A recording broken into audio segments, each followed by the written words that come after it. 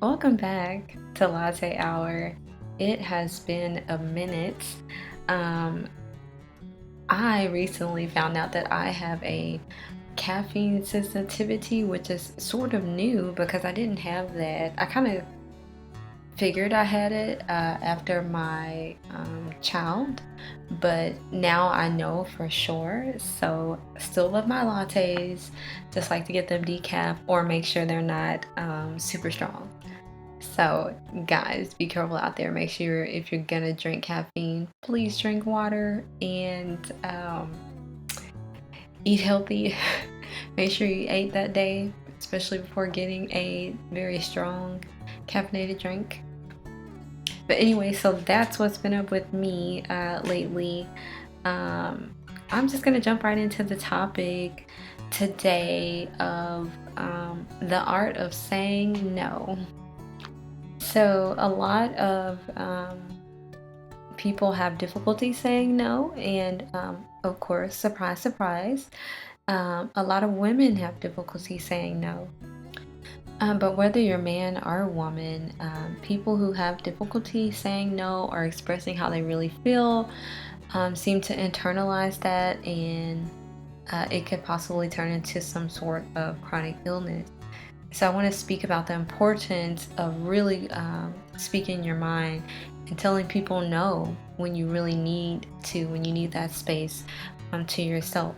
One of the big examples that I can think of is people's jobs. A lot of times the boss will ask them to stay late or cover for so and so or do an extra task that's completely outside of the job they signed up for. And then, the boss will say, well, everyone's got to be a team player. Don't tell me what job you don't do. And you're like, no, this isn't the job that I signed up for.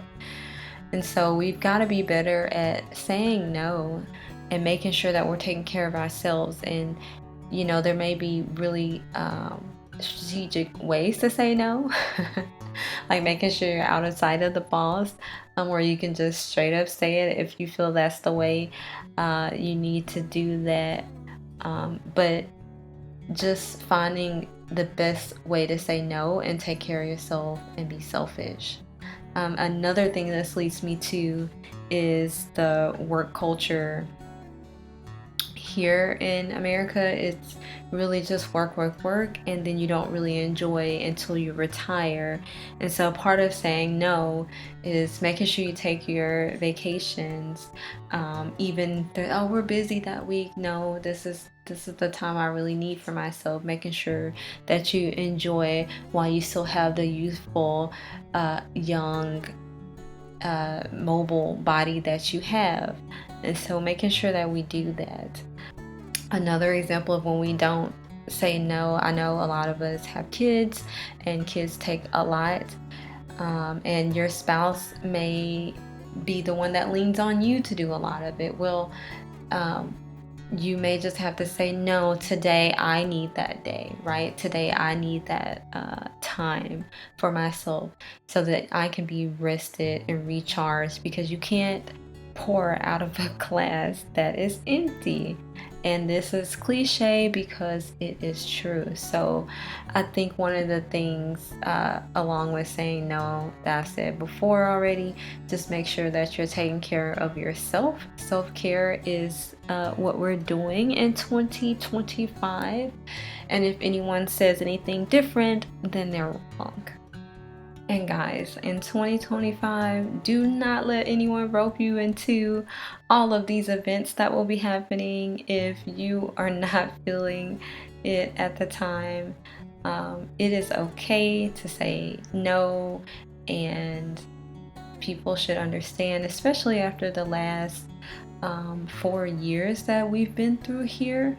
I think everyone could take a step back. And if there's an event you really want to go to, make sure it's an event that makes you happy. Hanging around with family or any of those type of obligations. But just making sure that we're around people that love and care for us, and also making sure we're taking out the time and loving and caring for ourselves. Because after the last 4 years, that is definitely needed. And in the current climate that we have here in America, it's going to become increasingly important to set aside that time to make sure that you keep your wits about you and make sure that you're not getting too deep into the political culture. Remember that no matter what happens, they don't control when the sun goes up and when the sun goes down, at least not yet. So that is out of their control. Even though they believe they control everything, we can find a bunch of examples that say that's not true, right? Even a place that's been decimated, there still seems to be life that comes back after those events. So the men who think they control everything, that is just simply not true. And so we need to remember that, and remember that if we could all get on the same wavelength, we could all change the world and make it a better place. So that is all I have for this latte hour, guys. Take care of yourself, and I will talk with you next time. Bye now.